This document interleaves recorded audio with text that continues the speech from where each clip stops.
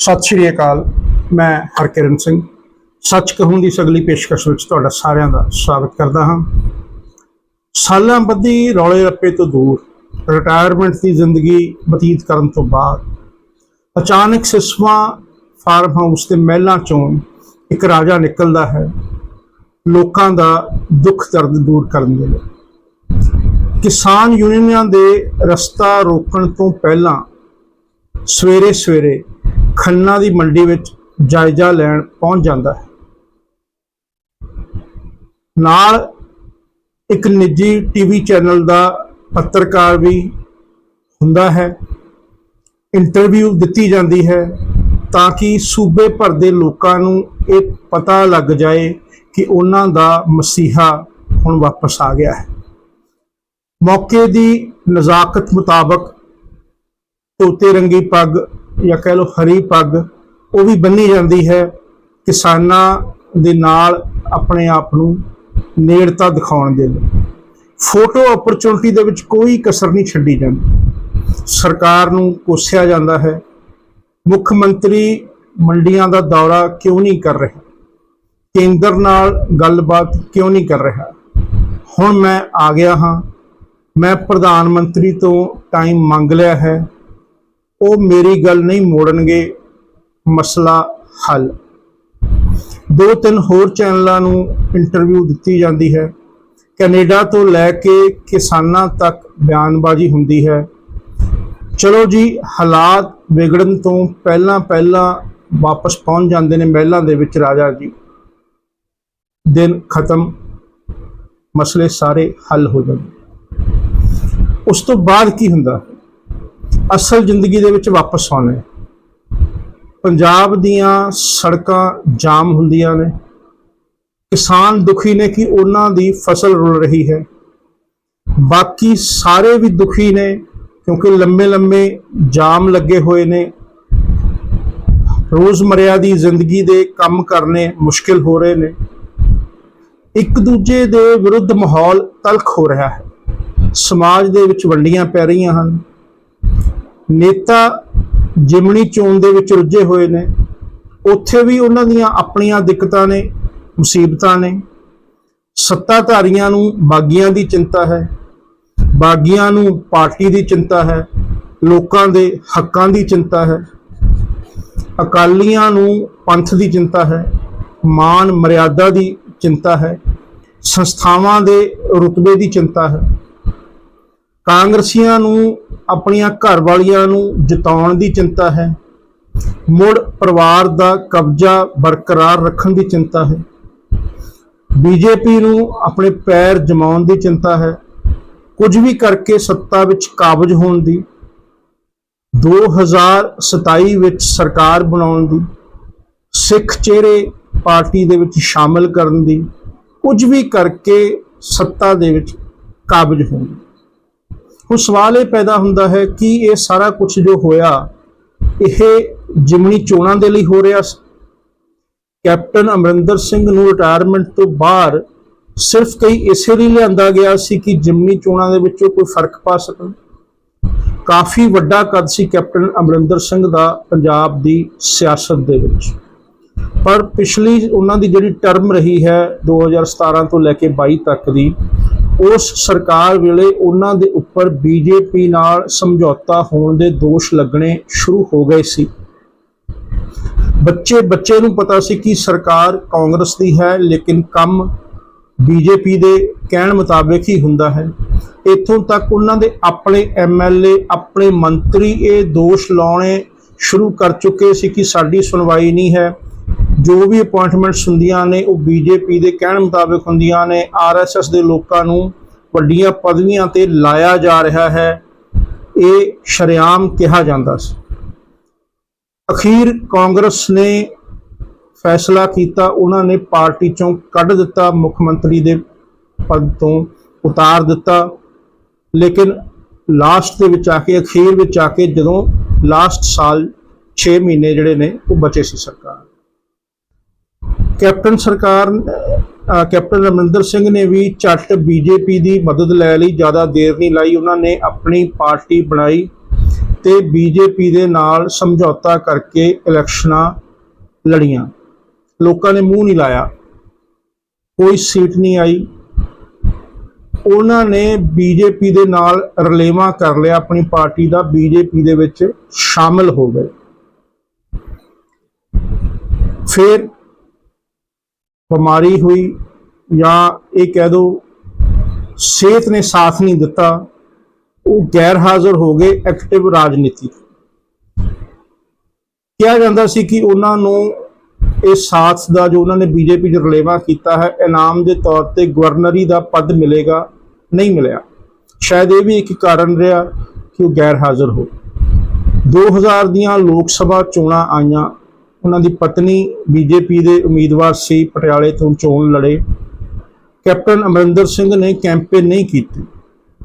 ਮੋਦੀ ਸਾਹਿਬ ਦੀਆਂ ਪੰਜਾਬ ਦੇ ਵਿੱਚ ਰੈਲੀਆਂ ਹੋਈਆਂ, ਕੈਪਟਨ ਅਮਰਿੰਦਰ ਸਿੰਘ ਗੈਰ ਹਾਜ਼ਰ ਰਹੇ ਤੇ ਹੁਣ ਅਚਾਨਕ ਉਹ ਮਸੀਹਾ ਬਣ ਕੇ ਪ੍ਰਗਟ ਹੋਏ ਨੇ। ਕਿਉਂ?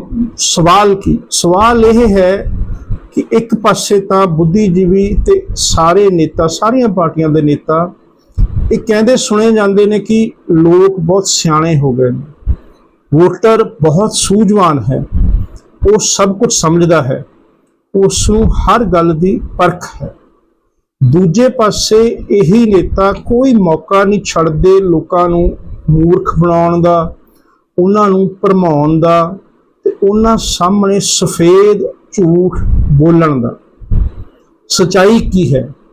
ਲੋਕ ਮੂਰਖ ਹਨ, ਕੁਝ ਵੀ ਦਿਖਾਓ, ਕੁਝ ਵੀ ਕਹੋ ਮੰਨ ਲੈਣਗੇ, ਵੋਟਾਂ ਪਾ ਦੇਣਗੇ, ਜਾਂ ਲੋਕ ਸਮਝਦਾਰ ਨੇ, ਤੁਹਾਡਾ ਝੂਠ ਫੜ ਲੈਣਗੇ, ਸਮਝ ਜਾਣਗੇ ਕਿ ਤੁਸੀਂ ਫੋਕਾ ਦਿਖਾਵਾ ਕਰ ਰਹੇ ਹੋ, ਕੋਈ ਦਰਦ ਨਹੀਂ ਤੁਹਾਨੂੰ ਲੋਕਾਂ ਦਾ, ਤੁਹਾਡੇ ਦਿਲ ਵਿੱਚ, ਤੁਹਾਡੇ ਸੀਨੇ ਵਿੱਚ ਕੋਈ ਦਰਦ ਨਹੀਂ ਹੈ। ਇਸ ਮੁੱਦੇ ਨੂੰ ਸਮਝਣ ਦੀ ਕੋਸ਼ਿਸ਼ ਕਰਦੇ ਹਾਂ, ਵਾਪਸ ਆਉਂਦੇ ਹਾਂ ਕਿ ਮੁੱਦਾ ਅਸਲ ਕੀ ਹੈ, ਕੀ ਮਾਜਰਾ ਹੈ, ਫੈਕਟ ਕੀ ਹਨ, ਸੱਚਾਈ ਕੀ ਹੈ।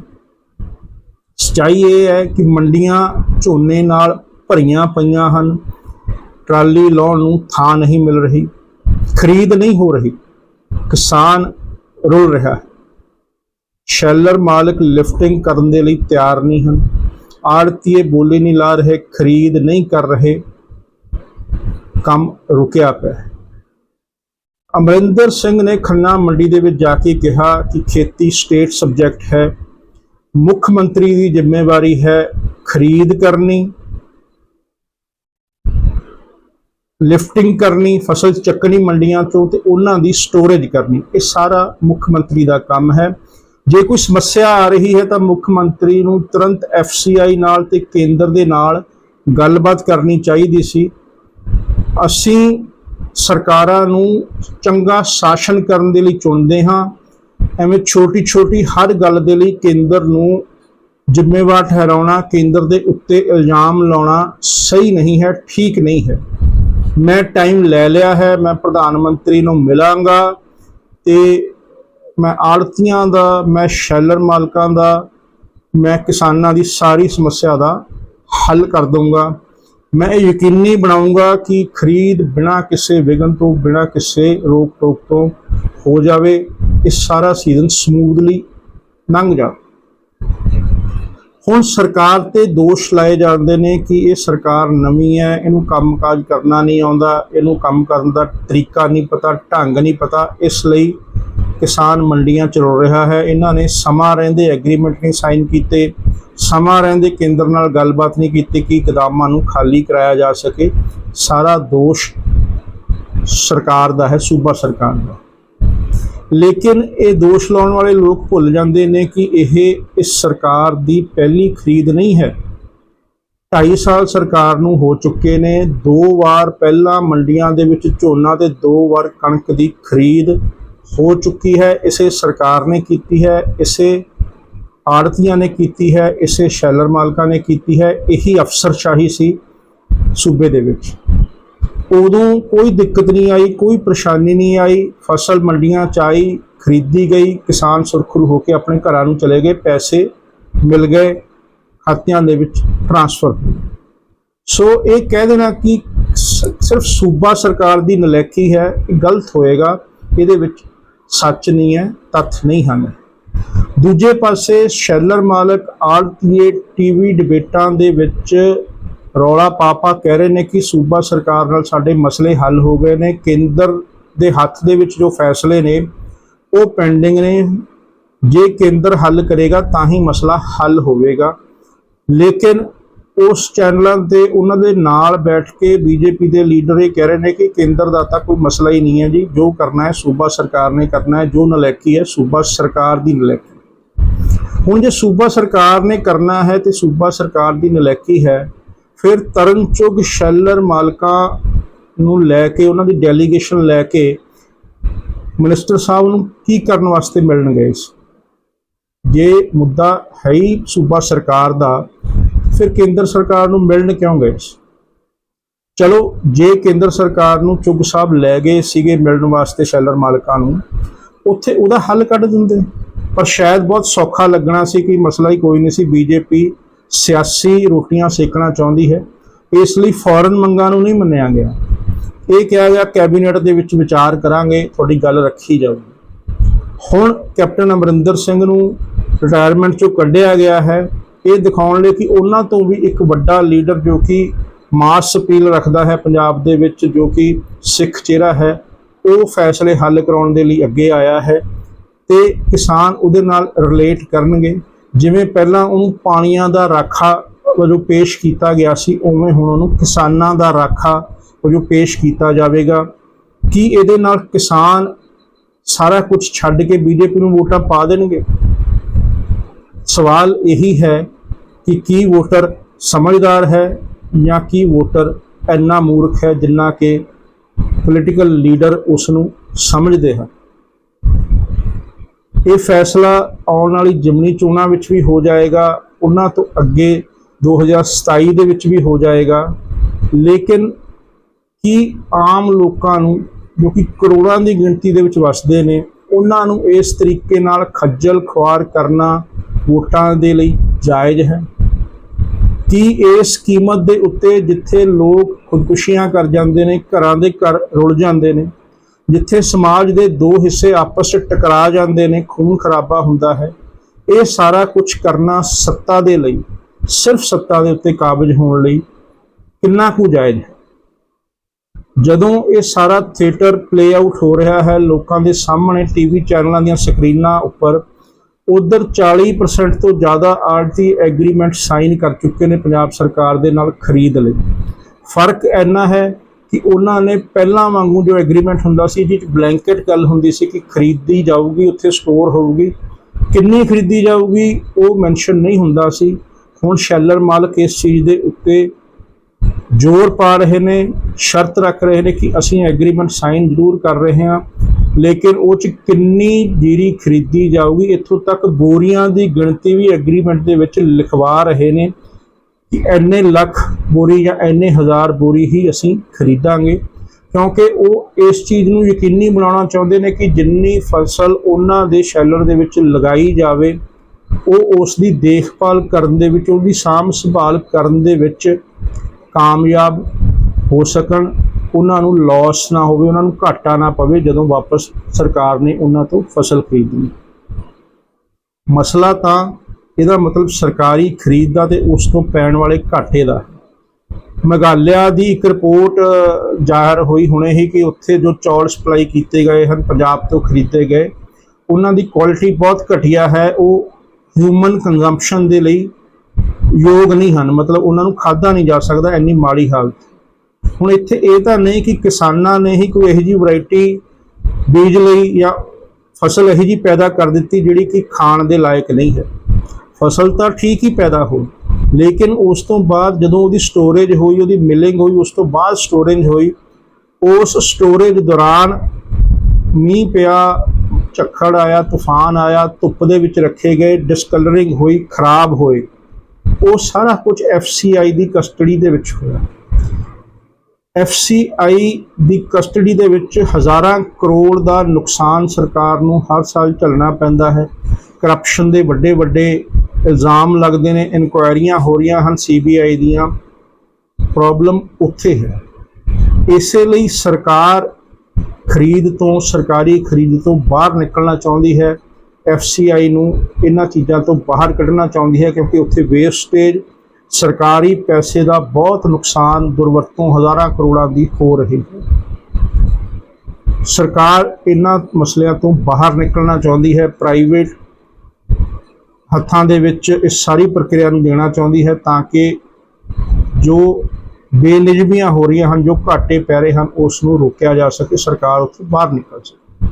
ਇਹੀ ਮੇਨ ਕਾਰਨ ਸੀ। ਤਿੰਨ ਜਿਹੜੇ ਕਾਨੂੰਨ ਲਿਆਂਦੇ ਗਏ ਸੀ ਉਹਨਾਂ ਦਾ, ਉਸ ਟਾਈਮ ਜੋ ਕਿਸਾਨਾਂ ਨੇ ਮੁੱਦਾ ਬਣਾਇਆ, ਉਹਨਾਂ ਨੇ FCI ਦਾ ਜਾਂ ਖਰੀਦ ਦਾ ਮੁੱਦਾ ਨਹੀਂ ਬਣਾਇਆ। ਉਹਨਾਂ ਨੇ ਮੁੱਦਾ ਇਹ ਬਣਾਇਆ ਕਿ ਸਾਡੀਆਂ ਜ਼ਮੀਨਾਂ ਖੋਹੀਆਂ ਜਾ ਰਹੀਆਂ ਨੇ, ਪ੍ਰਾਈਵੇਟ ਪਲੇਅਰਾਂ ਨੂੰ ਦੇ ਦਿੱਤੀਆਂ ਜਾਣਗੀਆਂ, ਅਸੀਂ ਘਰ ਦੇ ਨਾਲ ਘਾਟ ਦੇ ਬੇਘਰ ਹੋ ਜਾਵਾਂਗੇ। ਪਬਲਿਕ ਨੇ ਬਹੁਤ ਸਮਰਥਨ ਦਿੱਤਾ, ਲੇਕਿਨ ਉਦੋਂ ਤੋਂ ਹੁਣ ਤੱਕ ਅਜਿਹਾ ਕੀ ਹੋਇਆ ਕਿ ਉਹੀ ਪਬਲਿਕ ਜਿਨ੍ਹਾਂ ਨੇ ਸਮਰਥਨ ਦਿੱਤਾ ਸੀ, ਉਹ ਅੱਜ ਕਿਸਾਨਾਂ ਦੇ ਨਾਲ ਦੋ ਹੱਥ ਕਰਨ ਨੂੰ ਤਿਆਰ ਹੈ। ਉਹਦਾ ਕਾਰਨ ਇਹ ਹੈ ਕਿ ਕਿਸਾਨ ਨੇਤਾ ਇਹ ਵੀ ਵਿਕਾਊ ਹਨ। ਇਹਨਾਂ ਨੇ ਵੀ ਆਪਣੇ ਫਾਇਦਿਆਂ ਵਾਸਤੇ ਪਿਛਲੇ 1-1.5 ਸਾਲਾਂ ਤੋਂ ਬਗੈਰ ਮਤਲਬ ਤੋਂ ਨਜਾਇਜ਼ ਧਰਨੇ ਲਾ ਕੇ ਇਸ ਜਨਤਾ ਨੂੰ ਇੰਨਾ ਦੁਖੀ ਕਰ ਦਿੱਤਾ ਹੈ ਕਿ ਹੁਣ ਜਦੋਂ ਕਿਸਾਨਾਂ ਦੀ ਸਮੱਸਿਆ ਜੈਨੂਅਨ ਹੈ, ਅਸਲੀ ਹੈ, ਜਦੋਂ ਉਹ ਰੁਲ ਰਹੇ ਨੇ, ਉਦੋਂ ਉਹੀ ਜਨਤਾ ਉਹਨਾਂ ਦਾ ਸਾਥ ਨਹੀਂ ਦੇ ਰਹੀ, ਕਿਉਂਕਿ ਉਹ ਪਿਛਲੇ 1-1.5 ਸਾਲ ਤੋਂ ਇੰਨਾ ਹੀ ਧਰਨਿਆਂ ਕਰਕੇ ਦੁਖੀ ਹੋ ਚੁੱਕੀ ਹੈ, ਅੱਕ ਚੁੱਕੀ ਹੈ, ਪੱਕ ਚੁੱਕੀ ਹੈ। ਉਹ ਵਜ੍ਹਾ ਨਹੀਂ ਦੇਖ ਰਹੇ, ਉਹਨਾਂ ਨੂੰ ਉਹੀ ਧਰਨਾ ਦਿਖ ਰਿਹਾ ਹੈ ਜੋ ਪਿਛਲੇ 1-1.5 ਸਾਲਾਂ ਤੋਂ ਉਹਨਾਂ ਦੇ ਜੀਵਨ ਨੂੰ ਨਰਕ ਬਣਾ ਰਿਹਾ ਹੈ। ਉਹਦੀ ਵਜ੍ਹਾ ਉਹਨਾਂ ਨੂੰ ਮਾਇਨੇ ਨਹੀਂ ਰੱਖਦੀ। ਇਸੇ ਕਰਕੇ ਪਬਲਿਕ ਖਿਲਾਫ ਹੋ ਚੁੱਕੀ ਹੈ, ਨਾਰਾਜ਼ ਹੋ ਚੁੱਕੀ। ਹੁਣ ਮਸਲੇ ਦਾ ਹੱਲ ਅਮਰਿੰਦਰ ਸਿੰਘ ਕੱਢਣਗੇ, ਜਿਵੇਂ ਉਹਨਾਂ ਨੇ ਪਾਣੀਆਂ ਦਾ ਹੱਲ ਕੱਢਿਆ ਸੀ ਕਾਗਜ਼ਾਂ ਦੇ ਵਿੱਚ, ਜਾਂ ਇਹ ਵਕਤ ਦੇ ਨਾਲ ਨਾਲ ਆਪੇ ਹੀ ਇਸ ਸਮੱਸਿਆ ਦਾ ਹੱਲ ਜਿਵੇਂ ਨਿਕਲ ਰਿਹਾ ਹੈ। ਕਿਸਾਨ ਥੋੜ੍ਹਾ ਬਹੁਤਾ ਘਾਟਾ ਝੱਲ ਕੇ MSP ਤੋਂ ਘੱਟ ਕੀਮਤ ਦੇ ਉੱਤੇ ਆਪਣੀ ਫਸਲ ਵੇਚ ਕੇ ਘਰਾਂ ਨੂੰ ਜਾਣ ਦੇ ਲਈ ਮਜਬੂਰ ਹੋ ਰਹੇ ਨੇ। ਆੜਤੀਏ ਵੀ ਉਸ ਘਾਟੇ ਨੂੰ ਜੋ ਉਹਨਾਂ ਦੇ ਸਿਰ ਪੈਣਾ ਸੀ ਕਿਸਾਨਾਂ ਤੋਂ ਵਸੂਲ ਕੇ ਸੁਰਖਰੂ ਹੋ ਰਹੇ ਨੇ ਕਿ ਅਸੀਂ ਫਸਲ ਖਰੀਦ ਲਈ, ਸ਼ੈਲਰ ਮਾਲਕਾਂ ਨੂੰ ਦੇ ਦਾਂਗੇ। ਜਿਹੜਾ ਘਾਟਾ ਟੁੱਟ ਭੱਜ ਦਾ, ਡਿਸਕਲਰਿੰਗ ਦਾ ਪੈਣਾ ਹੈ, ਉਹ ਅਸੀਂ ਕਿਸਾਨਾਂ ਤੋਂ ਪਹਿਲਾਂ ਹੀ ਵਸੂਲ ਲਿਆ, ਅਸੀਂ ਆਪਣੇ ਘਰੇ ਠੀਕ। ਇਹ ਮੁੱਦਾ ਇੰਨਾ ਸੌਖਾ ਨਹੀਂ ਹੈ, ਇੰਨਾ ਆਸਾਨ ਨਹੀਂ ਹੈ ਕਿ ਇੱਕ ਦਿਨ ਘਰੋਂ ਹਰੀ ਪੱਗ ਬੰਨ੍ਹ ਕੇ ਨਿਕਲੋ ਤੇ ਮਸਲਾ ਹੱਲ ਹੋ ਜਾਏਗਾ। ਬੜਾ ਪੇਚੀਦਾ ਹੈ। ਪੂਰੇ ਸੂਬੇ ਦੀ ਆਰਥਿਕਤਾ ਇਸ ਮਸਲੇ ਦੇ ਉੱਤੇ ਨਿਰਭਰ ਕਰਦੀ ਹੈ। ਇਹਨੂੰ ਸੰਜੀਦਗੀ ਦੇ ਨਾਲ ਲੈਣ ਦੀ ਲੋੜ ਹੈ। ਉਮੀਦ ਕਰਦੇ ਹਾਂ ਸਾਰੀਆਂ ਧਿਰਾਂ ਸੰਜੀਦਗੀ ਦੇ ਨਾਲ ਲੈਣਗੀਆਂ ਤੇ ਇਹਨਾਂ ਕਰੋੜਾਂ ਲੋਕਾਂ ਬਾਰੇ ਸੋਚਣਗੀਆਂ ਜੋ ਇਹਨਾਂ ਫੈਸਲਿਆਂ ਦੇ ਨਾਲ ਪ੍ਰਭਾਵਿਤ ਹੁੰਦੇ ਨੇ, ਜਿਨ੍ਹਾਂ ਦੀ ਜ਼ਿੰਦਗੀ ਤੇ ਮੌਤ ਦਾ ਸਵਾਲ ਇਹ ਫੈਸਲੇ ਬਣਦੇ ਨੇ। ਧੰਨਵਾਦ।